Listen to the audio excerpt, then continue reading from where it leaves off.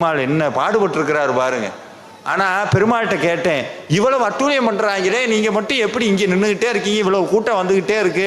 பெருமாள் சொன்னார், டே இவன் கொடுக்குற அந்த 15 லட்ச ரூபா நான் கிரீடத்துக்காக நான் இங்கே நிற்கிறேன், இந்த கொண்டு வந்து கொட்டுறாங்கிறேன், எங்கெங்கேயோ கொள்ளையடிச்சு கொண்டு வந்து கொட்டுறாங்கிறேன், இந்த காசுக்காகவா நிற்கிறேன்? இல்லை, மலை ஏறி கோவிந்தா கோவிந்தான்னு கண்ணீரோடு என்னை பார்க்க ஒருத்தன் வருவான், அவனுக்காகத்தாண்டா இங்கே நிற்கிறேன்.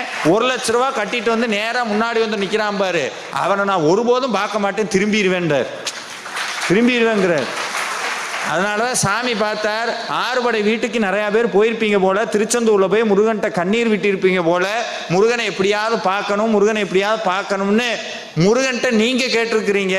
முருகன் நினைச்சார், ஐயோ கூட்டத்தில் சில பேரை பார்க்க முடியலையே, முருகான்னு வந்தானே, அவனை அத்தனை பேரையும் நான் நேரில் பார்க்கணும்னு சொல்லி இன்னைக்கு உங்கள் அத்தனை பேரையும் முருகன் பார்க்கறதுக்காக கூப்பிட்டு வந்து உட்கார வச்சிருக்கிறார்.